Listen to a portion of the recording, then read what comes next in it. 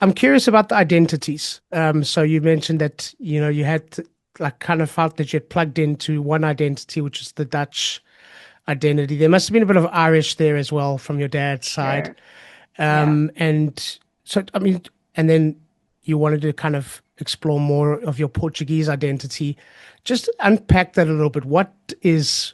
I know it's generalizing, but what is the Irish identity?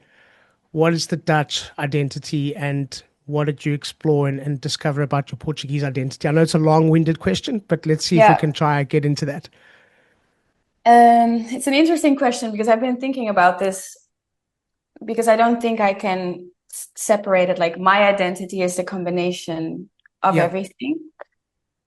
Um, so I don't know if I can point out the countries or cultural sides of it, but I think how I live my life right now by moving to Portugal, that kind of sums up what my identity is. And Okay.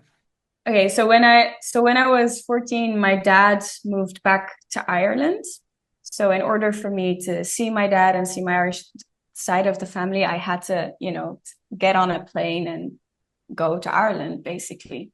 So I've always been flying to Ireland multiple times a year, flying to Portugal, being in the Netherlands. Um, so I'm very used to changing locations and constantly shifting between cultural contexts on a daily basis when it comes to like switching between 3 or 4 languages a day or being in different cultural contexts a day. That's kind of where I feel at home and at ease. And when I was in the Netherlands, I didn't have that as much. I like physically had to leave a country in order to do that. And now that I'm in Portugal, because I've got so many international people around me, but I've got Portuguese friends as well. I've got my Portuguese family. And I move around within Portugal. I think that kind of speaks to all these different identities Mm, constantly on a daily basis, to me. yeah. Yeah.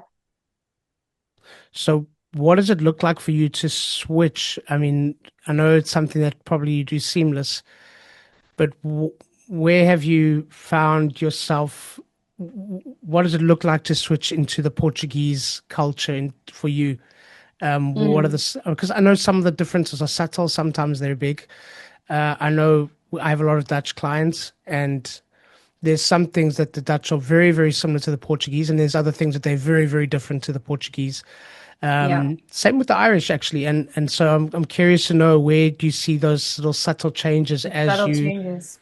yeah, I mean, when it's Portuguese, like for me, that's why language is so important to learn about the culture because language and culture are intertwined. The one does not exist without the other. So I also truly believe that you cannot understand an actual culture if you do not speak the language. hmm, So I think that's a very important thing if you yeah, move to a country, one of the most important things. But then also, so as soon as I go into Portuguese mode, the way I speak and the way I interact, like it's very different. So I was talking to a friend the other day and she's Portuguese and she often speaks to me in English. And I say to her, like, hey, we can speak in Portuguese. I actually would prefer that. So she said, okay, fine. And then she said to me, you're much more fun in Portuguese. You're much okay, more funnier. You're way funnier in Portuguese. And I was like, really? She said, yeah, you seem more carefree and you make more jokes and the hmm, way you move and interact is so different than when I talk to you in English. And I thought, interesting. oh, how interesting.